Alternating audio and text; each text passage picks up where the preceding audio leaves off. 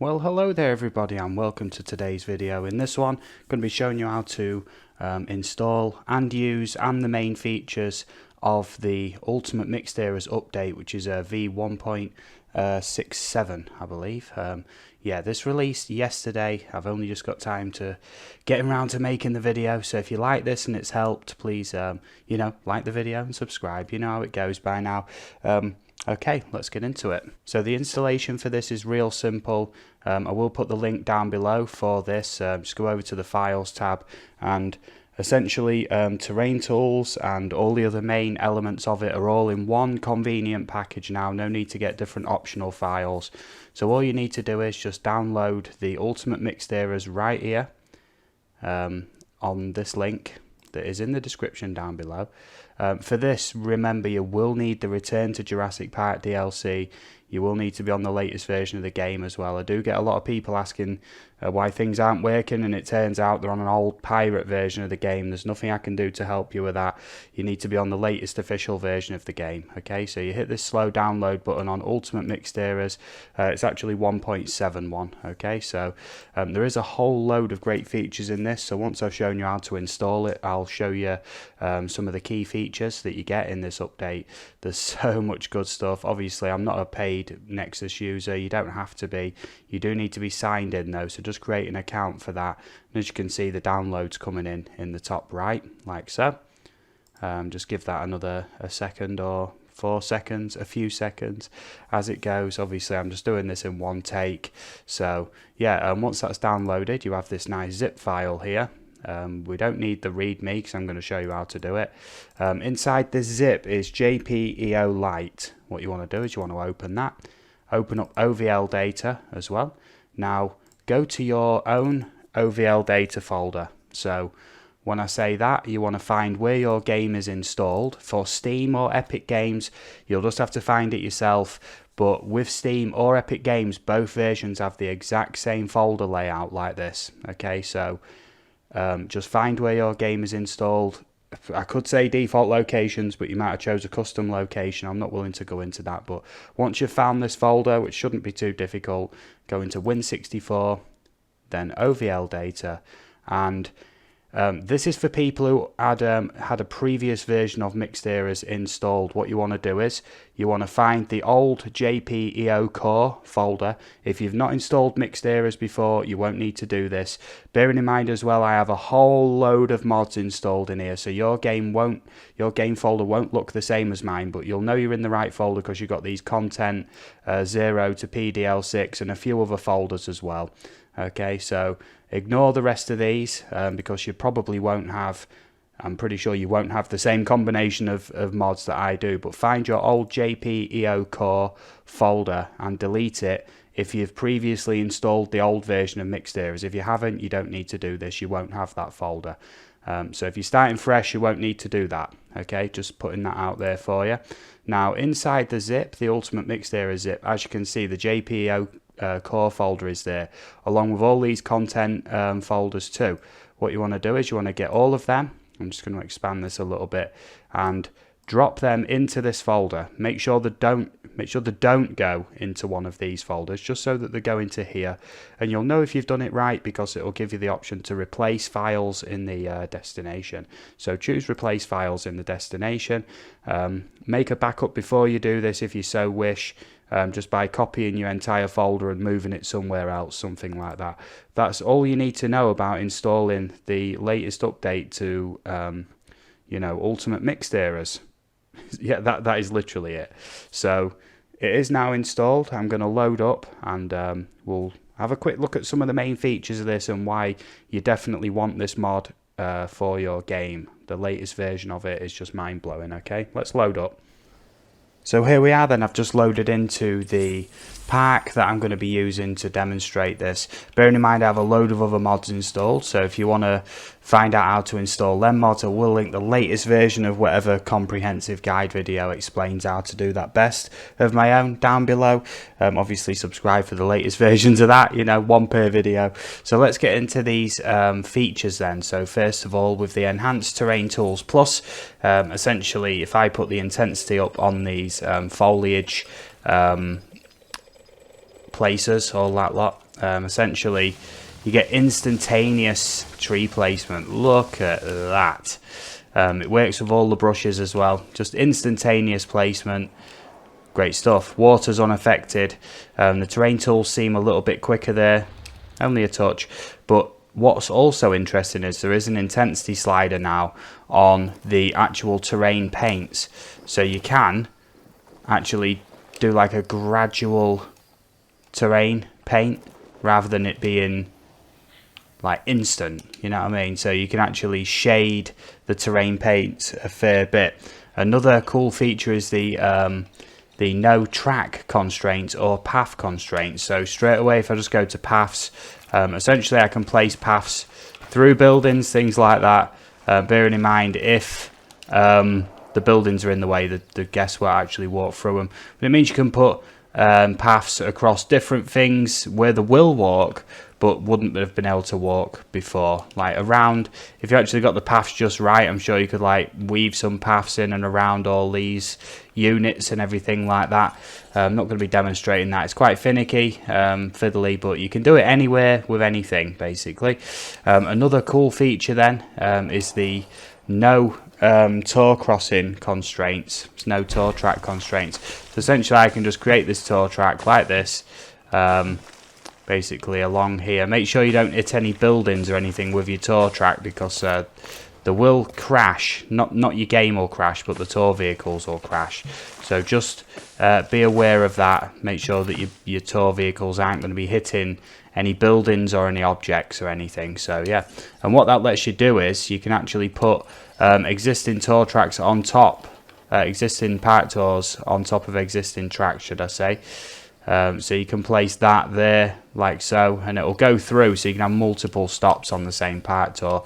What it also allows you to do then is to place different park tours. Say this is the park Jeep tour, no, the truck tour should I say, not the Jeep tour. So it runs actually on the same track as the other tour. So let's just kind of put this down here as a demonstration of them running alongside each other, and it also lets you then place gyrosphere tours as well, so you can have all three different types of park tour all running on the same track. That is incredible. Yeah, so I'm just showing you how that works. You can just place the tour tracks wherever.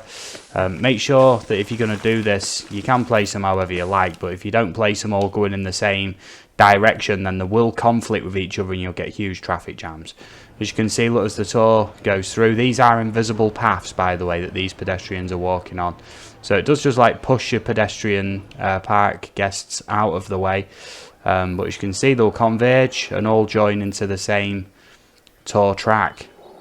Honestly, incredible stuff.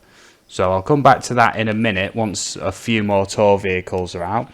Next one is no scenery constraints. So when it says that, essentially your scenery items, say this tent for example, I'm just using this as an example, but it works with them all. If I tried to place that up against the cliff edge in the past, there'd need to be like an assumed curve to account for scenery constraints. Now there isn't. You can place them anywhere, even on the cliff itself if you wanted. That works with trees, all the other non-replaced scenery items, things like that. Anything will place anywhere. Yeah. So next up then we have stackable buildings. So I don't know, let's just try with the ACU just to begin with this. And yeah, I'm going to stack it. So even though it comes up in red, just press place and it'll actually place it down anyway. Same with the park tour as well. I can just keep placing these down as I so choose.